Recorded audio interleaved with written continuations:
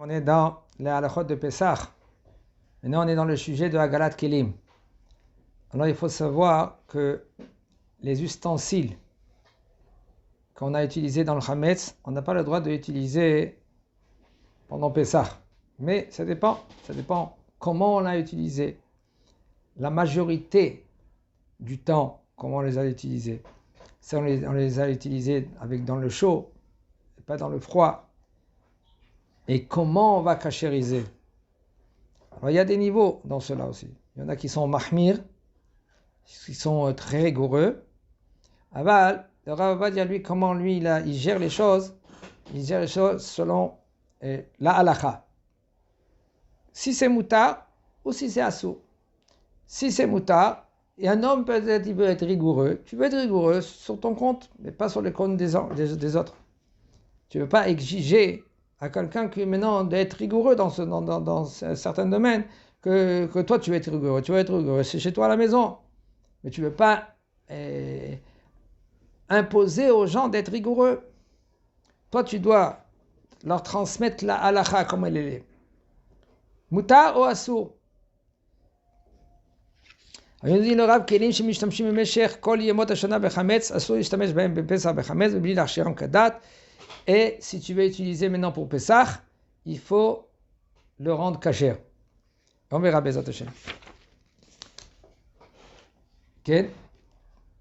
Tu as utilisé avec de l'eau, par exemple de l'eau chaude, du bouillon, par exemple comme de la soupe bouillante, ou une marmite qui a été avec de l'eau chaude, de la soupe.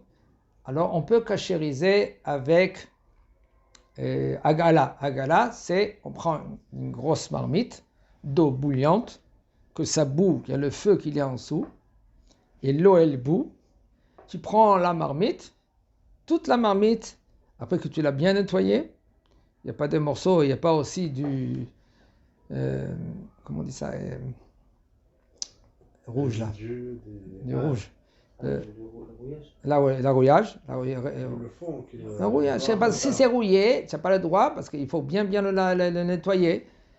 Et après, tu peux le tremper dans l'eau bouillante. Et tout de suite après, tu le mets dans l'eau froide. Parce que toi, tu l'utilisais la majorité du temps avec de l'eau, comme de la soupe, comme de l'eau chaude. Si tu as utilisé pas avec de l'eau, par exemple, des poêles, la majorité de la poêle, on l'utilise avec beaucoup d'huile. Tu fais frire dans la... Mais si tu as utilisé une fois, deux fois, par exemple, tu as fait une pita dessus, ça va. Mais si tout le temps tu fais une pita, tu fais cuire une pita ça veut dire du pain sur la poêle, dès que la majorité de l'utilisation de la poêle, ça c'est avec du solide et pas avec du liquide, alors on n'a pas le droit de l'utiliser Pessah, seulement si maintenant tu vas le mettre dans le feu. Et c'est impossible que tu vas mettre une poêle dans le feu. D'accord? Comment la majorité tu utilises l'ustensile, comme ça tu dois le cachériser. Si la majorité tu l'utilises avec de l'eau, alors tu dois la cachériser avec de l'eau. Si la majorité du temps tu utilises sans eau, ça veut dire, par exemple, ici, on parle d'une marmite, okay? Excusez-moi, une poêle, que cette poêle, à la majorité, tu utilises un tout petit peu de l'huile pour pas que ça colle. Ça s'appelle la majorité que tu utilises sans eau. Mais là, tu dois faire un liboun. Liboun, ça veut dire avec un chalumeau. Jusque maintenant, ça devient rouge. Et comme c'est impossible, alors on ne peut pas cachériser, par exemple, une poêle. Certains poêles, oui. Ça dépend. Si maintenant, tu fais rien que frire, tu mets beaucoup de l'huile, mais là, cette poêle-là, c'est moutard. Okay? Ça, si quelqu'un il lit le Mishnah Bura, il va voir, par exemple, dans le Mishnah Bura, que la poêle, pour lui, c'est pas caché. Pour nous, les séfarades, une poêle, ça dépend comment tu l'utilises. Shipoudim, quand on fait les brochettes, il y en a parmi les brochettes, il y en a qui met du pain dans les brochettes. Okay? Mais là, on n'a pas le droit d'utiliser. Il dit le Rav,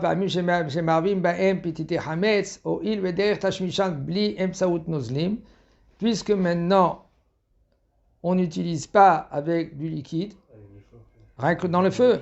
Mais là, qu'est-ce qu'il faut faire? Il faut faire l'iboun ba'esh. Il faut l'iboun, ça veut dire qu'il faut le mettre dans le feu jusqu'il devient rouge. Tavniyot, par exemple, tavniyot, c'est les plaques qu'on met dans le four, on fait du pain. Ça, comment on va les cachériser? Seulement si maintenant on va le mettre dans le feu qui devient maintenant rouge. Et comme c'est impossible, on n'a pas le droit d'utiliser les tavniyot, les plaques, et il faut prendre des plaques cachères, les Pessah. סיר ועוגה שופים בו עוגות חמץ בכל ימות השנה, יש אומרים שאין לו תקנה בעגלה, ואף על פי שטחין בו שמן, ומכיוון שאי אפשר ללבנו, שמא ייפקע, יש לקנות סיר חדש. Il dit le Rav, regardez, il y a des marmites, il y a des sortes de marmites, qu'en général, c'est pas comme ça, les marmites on les utilise même pour la soupe, même avec de l'eau bouillante, on fait un bouillon. Puisque la majorité du temps tu utilises avec de liquide, alors tu peux le cachériser comme on a dit, dans la grosse marmite. Il faut que cette marmite-là elle rentre entièrement, et même si maintenant elle ne va pas rentrer entièrement dans la grosse marmite. Et là, tu peux la tourner. Elle rentre, ça bout, tu la tournes, ça bout, tu la tournes. Alors, tu ne peux pas prendre avec tes mains parce que ça bout. Ou tu prends avec des gants spéciaux ou avec une pince. Mais il faut que quand tu mets la marmite dans une grosse marmite, il faut que cette marmite là maintenant, elle bout dedans. Il y a le temps maintenant que... Alors, qu'est-ce qui se passe? Il y a la marmite. D'accord? La marmite, elle a absorbé Hametz. Impossible de faire sortir le Hametz, seulement si tu vas faire... tu vas mettre dans une grosse marmite énorme toute la marmite, et que la marmite elle reste le temps que ça bout, et après tu sors la marmite, tu mets maintenant dans l'eau froide, et là tout le hametz il est sorti. Mais il y a une autre condition. La condition, c'est une condition suivante, qu'il faut que la marmite, quand tu la cachérises, il faut qu'elle ait pas bat yoma. Ça veut dire pas bat yoma, que c'est passé 24 heures que tu n'as pas utilisé de hametz dessus. Ça veut dire que maintenant on est mardi, 4 heures de l'après-midi, tu vas cachériser la marmite. Il faut que lundi après-midi, 4 heures, il faut que tu arrêtes d'utiliser cette marmite. Ça s'appelle noten tam livgam. Ça veut dire quoi noten tam livgam? Ça veut dire ça te donne. Alors, le goût du hametz, il était jusqu'à lundi, à 4 heures. Maintenant, pendant 24 heures, le goût du hametz, il n'est pas annulé. Mais il n'est pas fort comme il était avant lundi. Alors, quand tu vas faire cuire un plat dans cette marmite-là, avant de le cachériser, le goût du hametz, il n'est pas fort, mais il va pénétrer un peu dans le manger qui est dedans. Alors, qu'est-ce qu'on doit faire? On doit maintenant cachériser cette marmite-là, maintenant pour enlever tout le hametz qu'il y a dedans. Et comment on fait cela? On attendait les 24 heures. Maintenant, ça s'appelle notre tentam, ça donne un goût que ce goût, il est pas goût, ça veut dire qu'il est presque annulé, mais il n'est pas annulé. Okay? Et là, quand tu mets dans la grosse marmite là maintenant et tu le cachérises, tout le goût qu'il est en l'intérieur, il sort et il s'annule dans la marmite qu'elle est bouillante. Mais si tu n'as pas attendu 24 heures, il faut 60 fois de tout le goût qu'il y a dans la marmite. Okay? Dans la marmite, on parle de la marmite que tu vas cachériser, dans la grosse marmite bouillante. C'est pour cela, il faut attendre 24 heures.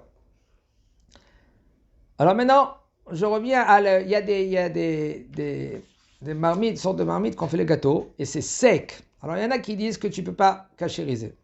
Il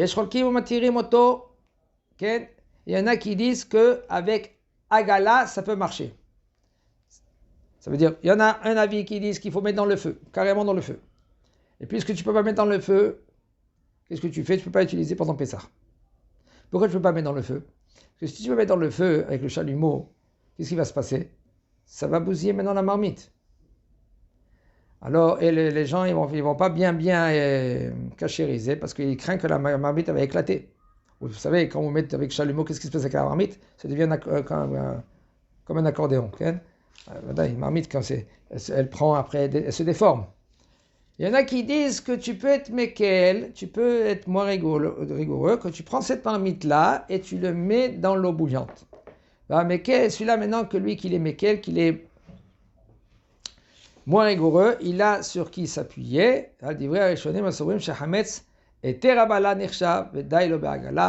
il y en a des poskim qui disent que puisque le hametz, c'est pas quelque chose qui est interdit. Il est interdit pendant Pessah. Alors avant Pessah, ça s'appelle qu'il a absorbé quelque chose qui c'est moutard. Et pas quelque chose que c'est assour. Et puisque c'est quelque chose que c'est moutard, alors ça ne sera pas assour et ça suffit si tu fais agala. Ça suffit si tu prends maintenant cette marmite. On verra, Be'ezrat Hashem, il y a d'autres inyanim, comme on verra, par exemple, les chatzubot. Le four, pas le four. Le four, on va dire qu'il faut cachériser le four. On va expliquer comment on va cachériser le four. Mais où il y a le feu. Où il y a le feu, il y a l'endroit où on met la marmite. On pose la marmite. Il y a le feu. Et il y a l'endroit où ça s'appelle en hébreu chatsuba. Ça veut dire que c'est le fer qui est en haut. Ici. Et on met la marmite dessus. Ça, en général, il faut faire l'iboun. Il faut mettre ça dans le feu vraiment. Que ça devienne rouge. On verra que d'après Rav Ovadia, si tu l'as bien nettoyé avec Sainte Maurice par exemple, tu as enlevé toutes les graisses, toute la graisse qui est là-bas, toute la rouille tu as enlevé, tu peux la cachériser avec agala. Tu prends maintenant dans une grosse marmite de l'eau bouillante, que ça bout, et tu mets dedans et ça suffit. Sim veyurot shemevashlim bahem sechim agala avec les rishon, shamayim shebetocham rotrim, ken. Même les marmites, comme on a dit, tu fais le bouillon dedans. Mais avant cela, il faut attendre 24 heures, comme on a dit, bien les nettoyer. Après qu'on a bien nettoyé, de prendre cette marmite et de la mettre dans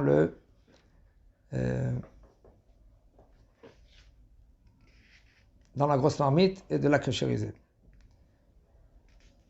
Medocha, marteshet, ben even ben matechet, moteret bagala, velacha shinage. Medocha, ça veut dire que c'est le pilon. Le pilon, on peut le cachériser. Il y en a qui disent que non, seulement avec un liboun. Aval la halacha, il dit le Rav que c'est moutard. Vechol zek sheishtamshu ba bedavar harif. Aval im ishtamshu ba betsonen bilvad en tzarich halaga. Tout ça, maintenant il a utilisé quelque chose que c'est piquant. Alors le fait que c'est piquant, c'est comme c'est chaud, comme c'est bouillant, et maintenant ça pénètre le chametz. Ah bah si maintenant tu as utilisé comme par exemple des noix, des noisettes, tout ce que vous voulez comme ça, rien qu'il est pilé rien que pour cela. Et par exemple pilpel c'est le piment. Tous ces trucs là maintenant c'est le pilon là comme ça, il a utilisé avec des choses qui sont cachères. Alors là, tu le rinces et puis c'est bon. Sakine midbar, les couteaux, il n'y a aucun problème. Tu le prends, tu le mets dans une grosse marmite bouillant, tu attends dans les couteaux 24 heures. Parce qu'il faut savoir que le couteau, il y a aussi la manche. Il faut bien nettoyer la manche, seulement si maintenant, c'est une manche qui se défait. Et si par exemple, autour du couteau, il y a comment on dit ça, du rouge, là on a dit c'est la rouille. S'il y a de la rouille, il faut nettoyer de la rouille.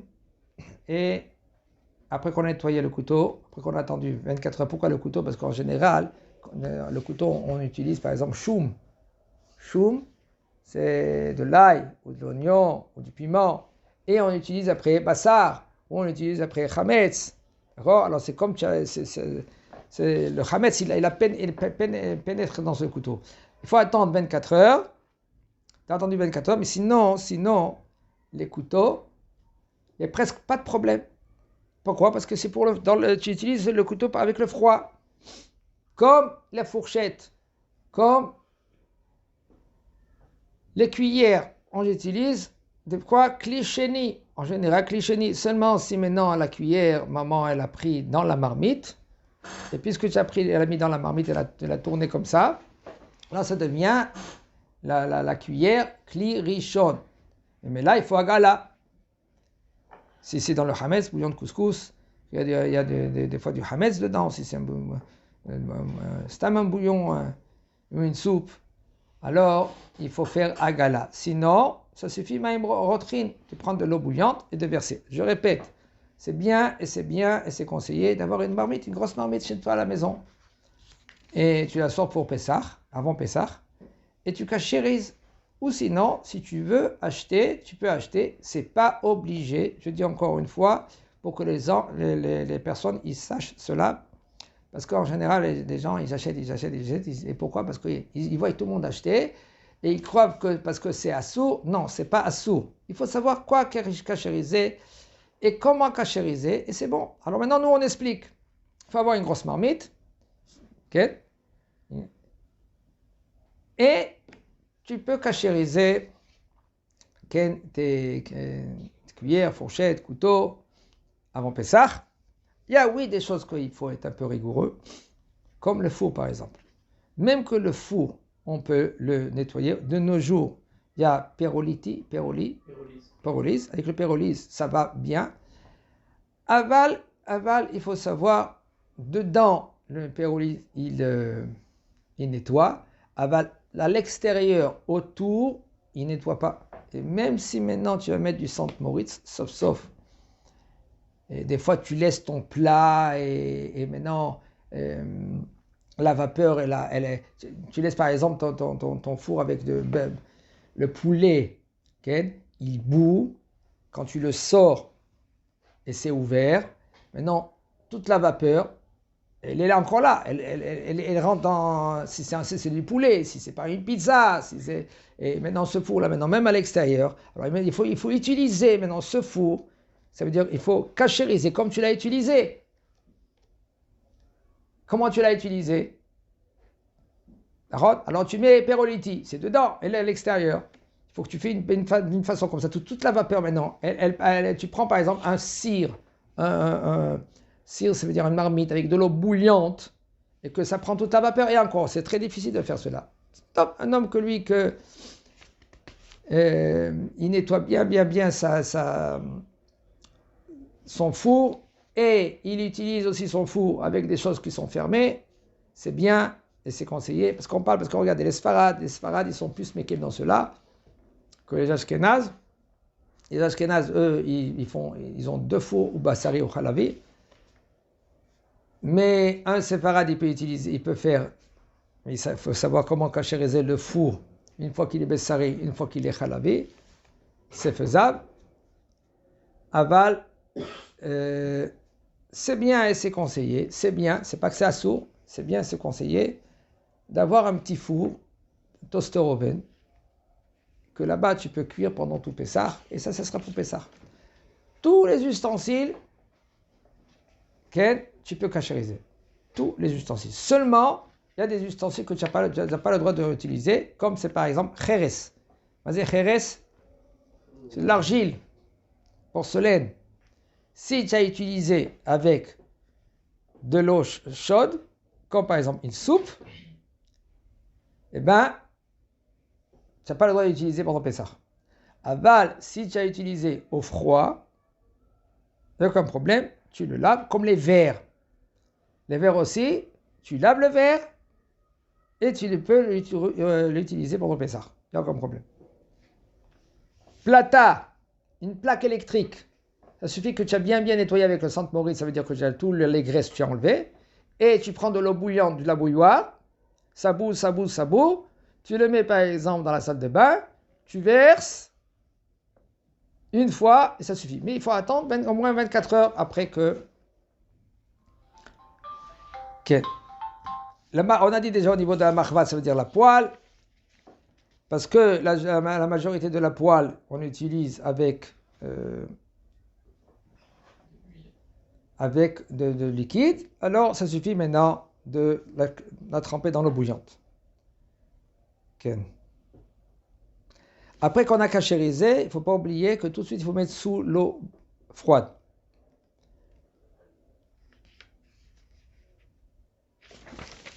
Toutes sortes, on a dit toutes sortes de assiettes,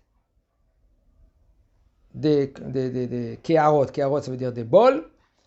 Même que c'est de l'argile, si on a utilisé au froid, lave et c'est bon.